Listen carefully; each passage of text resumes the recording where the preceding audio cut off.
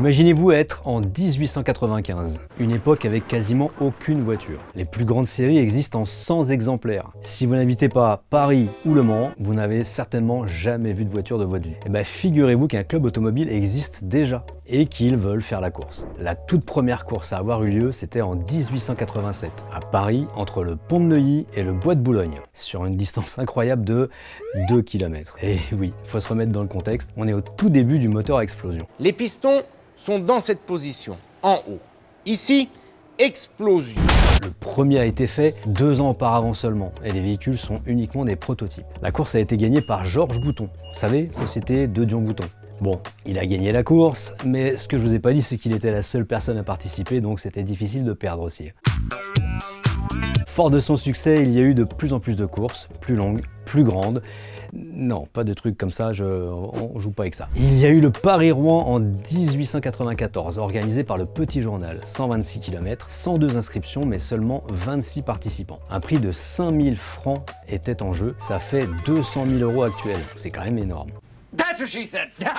Il était décerné sur 3 critères, la sécurité, la commodité et le bon marché relatif. Ce prix a été partagé entre Panhard et Levasseur et les fils Peugeot. De Dion Bouton n'est arrivé que 2e. C'est sûr que c'est un peu plus dur quand il y a des gens qui courent avec vous, forcément il n'est plus tout seul. Ensuite on voit les choses encore plus grandes. Paris-Bordeaux-Paris avec Émile Levasseur qui gagne à bord d'une Panhard, mais qui a été disqualifié car sa voiture était une 2 places et le règlement stipulait d'avoir 4 places et autant de personnes à bord que de places, donc 4. On arrive alors en 1899 avec la première édition du Tour Auto, organisée par l'ACF. À l'époque, il n'y avait que 2 clubs auto, l'ACF qui a créé le Tour Auto et l'ACO qui plus tard fera les 24 heures du Mans.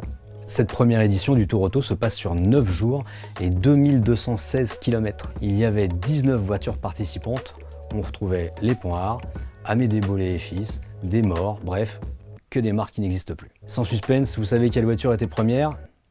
Une Panhard. Alors c'était pas Le Mans, on parle d'une course avec une moyenne de vitesse de moins de 50 km/h, il n'y a pas de quoi décoiffer. Même pour l'époque, les gens considéraient que cet événement était un rallye promenade plutôt qu'une course. Le Tour Auto a su garder son succès et continuer en étant seulement vraiment interrompu pendant les guerres. C'est après la Seconde Guerre mondiale que cette course est reprise par un autre club, le club de Nice-Côte d'Azur. Ils ont décidé de dépoussiérer mamie en mettant en avant des épreuves de vitesse et en nommant l'édition de 1951 le premier Tour de France automobile. Au niveau voiture, ça décoiffe déjà un peu plus qu'il y a 50 ans. On a sur le podium 3 Ferrari 212 suivis d'une Porsche 356 et d'une Jaguar XK 120. On est passé à un autre niveau quand même. Cette formule fonctionne bien et on a le droit tous les ans à avoir des légendes en première place comme Jean Ragnotti ou Bernard Darniche. Alors, un petit moment où je me la pète, j'ai aussi couru contre Bernard Darniche, mais bon, 3 fois rien. Je vous raconterai ça plus tard. L'aventure du Tour de France automobile se termine en 1986. Et c'est la fin de cette vidéo. Eh ben non, Patrick Péter, Ça s'écrit comme PT. arrive en 1992, débarque et dit « Je vais relancer le Tour automobile de France et l'appeler le Tour Auto ». Le nom fait plus moderne et ils évitent également des problèmes juridiques avec le Tour de France, vous savez, celui où il faut pédaler là, le truc. Dans la forme actuelle du Tour, on retrouve aujourd'hui 6 étapes avec des passages sur circuit, des épreuves spéciales et des parcs fermés dans les villes étapes. En 1899, il y avait 19 voitures. Aujourd'hui, il y en a plus de 250. Et depuis, grâce à Peter Auto, le Tour Auto continue de vivre. C'est probablement l'épreuve automobile la plus vieille au monde. Merci d'avoir regardé cette vidéo jusqu'au bout. Surtout, n'hésitez pas, on like, on met des pouces, on s'abonne, on en parle autour de soi. Et puis, je vous dis à bientôt. Salut les amis.